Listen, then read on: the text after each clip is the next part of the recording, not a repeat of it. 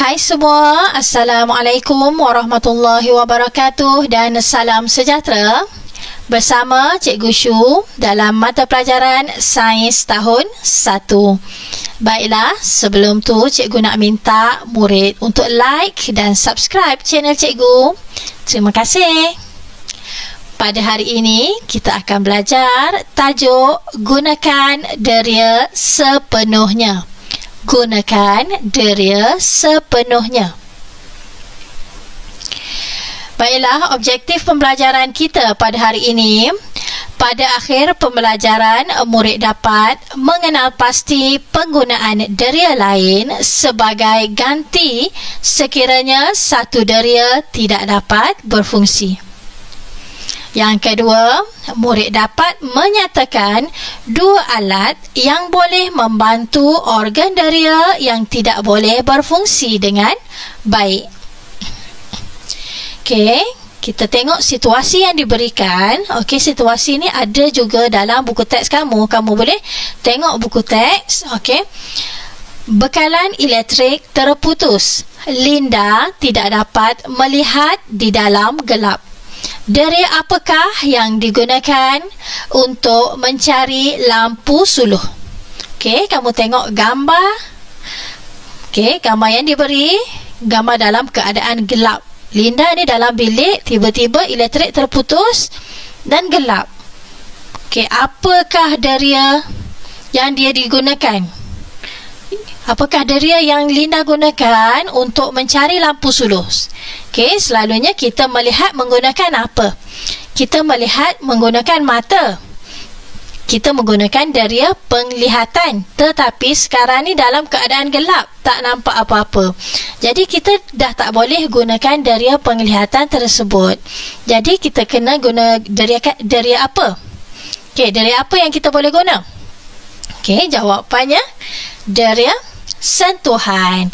Okey, dengan cara Linda dah tak nampak, mesti dia raba-raba kan, dia jalan, dia pegang sana pegang sini.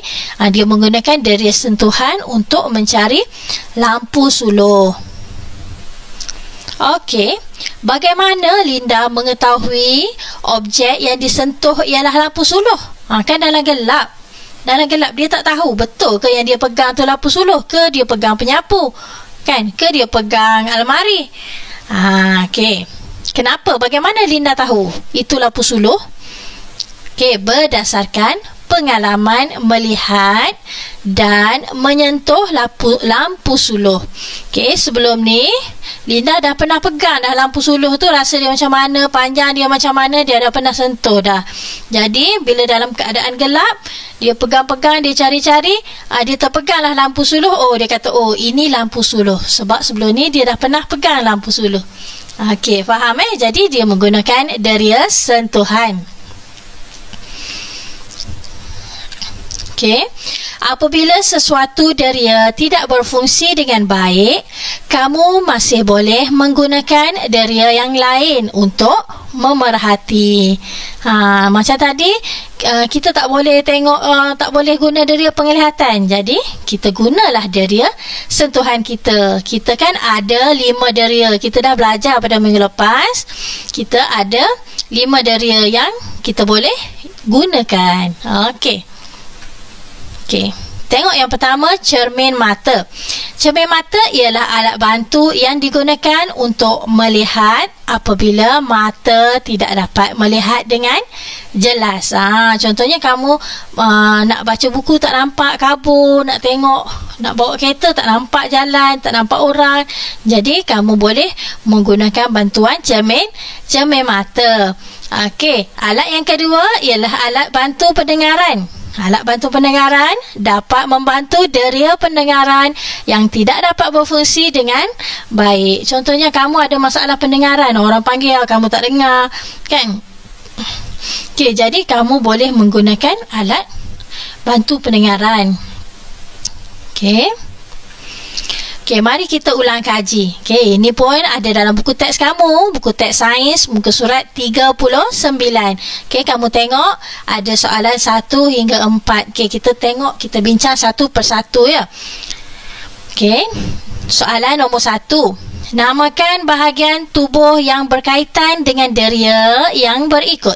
Okey, kamu tengok A, ada gambar lidah. Kan? Jadi, apa yang terlibat? Okey, lidah. Deria yang terlibat ialah deria rasa. Okey, gambar yang kedua, ada gambar tangan. Okey, deria yang terlibat ialah deria sentuhan. Okey, dari sentuhan ni sama ada kita menggunakan tangan, kaki ke, melibatkan sentuhan kulit kita, dengan menggunakan kulit kita. Okey, C, telinga. Telinga, deria yang berkaitan ialah deria pendengaran. Okey. Okey, ini nombor 1. Okey, yang kedua, nyatakan deria yang ada pada manusia. Okey. Dalam video sebelum ni cikgu dah terangkan kita ada 5 deria, iaitu deria yang pertama, deria sentuhan, deria penglihatan, deria pendengaran, deria bau, dan akhir sekali kita ada deria rasa. Okey, ini adalah 5 deria yang ada pada manusia. Okey, yang ketiga, kelaskan objek yang berikut berdasarkan baunya. Lengkapkan jawapan dalam jadual pengelasan. Okey, kita ada objek yang diberikan. Yang pertama, minyak wangi. Yang kedua, belacan. Yang ketiga, sampah. Dan yang keempat, bunga ros. Okey, dia suruh kamu kelaskan dalam bentuk jadual. Jadi cikgu dah buat jadual dah kat sini. Okey. Jadual ni kita nak kelaskan dari segi apa? Dari segi baunya kan. Bau kamu tengok minyak wangi, ada belacan, ada sampah, ada bunga ros. Jadi bau apa? Okey, kita boleh kelaskan kategori bau wangi dan bau busuk. Okey. Jadi kamu senaraikan minyak wangi, bau wangi ke bau busuk? Okey, minyak wangi, bau wangi. Jadi kamu isi dekat jadual kamu minyak wangi. Okey. Minyak wangi di bahagian bau wangi. Belacan pula. Bau apa? Bau busuk. Sampah, bau busuk. Bunga ros, bau wangi. Okey, jadi tulis bunga ros kat sini. Bunga ros. Okey, bau busuk pula belacan dan sampah. Okey. Seterusnya, yang keempat, apakah deria yang dapat digunakan untuk membantu kamu semasa berada di dalam gelap? Tadi kita pun dah bincang deria apa yang dapat membantu. Okey.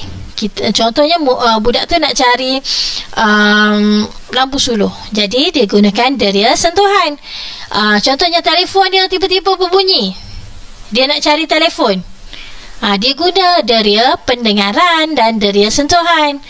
Kan, telefon bunyi, telefon berdering tu, dia guna deria pendengaran lah. Okey. Okey, kaburnya, saya tidak dapat membaca teks ini. Apakah alat yang dapat membantu Amir membaca dengan jelas? Dia nak guna alat apa? Kalau tak nampak nak baca buku, dia menggunakan cermin mata. Okey, cermin mata membantu Amir untuk membaca teks dengan jelas. Okey, ini pula tentang pendengaran. Sekiranya kita ada masalah dengan pendengaran, tak dengar, jadi apa yang kita gunakan? Kita menggunakan alat bantu pendengaran. Ni alat bantu pendengaran. Okey, alat bantu pendengaran ni kita pakai dekat telinga, selitkan dekat telinga. Macam dalam gambar yang cikgu tunjuk ni, letak dekat telinga ni. Okey, jadi alat ni akan membantu kita untuk mendengar dengan lebih jelas. Okey, ini alat bantu pendengaran. Okey. Cermin mata.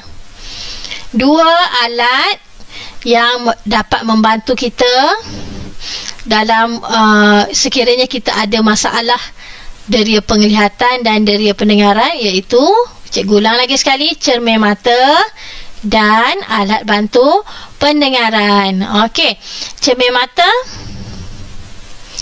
alat bantu yang digunakan untuk melihat apabila mata tidak dapat melihat dengan jelas. Inilah cermin mata. Okey, alat bantu pendengaran pula membantu deria pendengaran yang tidak dapat berfungsi dengan baik. Okey. Okey, kamu ini latihan kamu, tugasan kamu buat buku aktiviti sains, buku aktiviti sains tahun 1 muka surat 27. Okey, yang pertama, okey, kamu tengok gunakan deria sepenuhnya. Okey, kamu jangan lupa tulis tarikh hari ini. Okey, warnakan kotak deria yang boleh digunakan dalam situasi berikut. Okey, situasi yang pertama, murid ni, budak ni dalam gelap, elektrik terputus. Deria yang digunakan ialah deria apa? Ada pilihan di sini, deria penglihatan, deria pendengaran, deria bau dan deria sentuhan. Jadi yang mana deria apa yang terlibat? Deria apa yang digunakan? Deria sentuhan. Tadi pun kita dah bincang dah tadi, deria sentuhan. Okey, situasi yang kedua, saya tidak dapat menghidu makanan ini kerana selsema. Deria yang digunakan ialah dia tak dapat nak hidu makanan, kan? Hidu makanan tu dia bau lah. Tapi macam mana, apa yang dia gunakan kalau dia tak dapat nak hidu bau? Dia gunakan deria apa? Okey, dia gunakan deria rasa. Bila dia dah tak dapat hidu, dia rasa dah. Oh, tahulah, oh ni nasi lemak, kan? Ni nasi ayam. Dia rasa, dia menggunakan deria rasa. Jadi kamu warnakan deria rasa. Ini deria sentuhan. Okey, seterusnya buku aktiviti sains muka surat 28. Okey, tengok alat bantu. Alia tidak dapat melihat objek jauh dengan jelas. Ibunya, Puan Fatimah, membawa Alia berjumpa dengan doktor mata. Okey, dia bawa jumpa doktor. Okey. Bagaimanakah keadaan mata anak saya, doktor? Mak dia tanya. Okey, dia bawa anak dia pergi jumpa doktor. Okey. Nombor 1, apakah masalah yang dihadapi oleh Alia? Apa yang kamu rasa masalah Alia ni? Okey. Ni dah ada jawapan dekat atas ni. Alia tidak dapat melihat objek jauh dengan jelas. Jadi, Alia tidak dapat melihat objek dengan jelas. Kamu boleh tulis jawapannya macam ni. Okey, nombor 2. Apakah deria yang tidak berfungsi dengan baik pada Alia? Deria apa yang tidak berfungsi?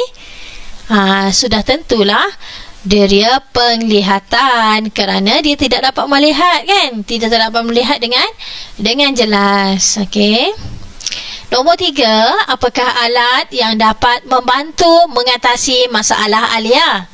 Okey, alat apa? Kalau dah tak nampak, kalau dah rabun, kita guna apa? Kita guna cermin mata. Jadi itu saja tugasan kamu pada hari ini.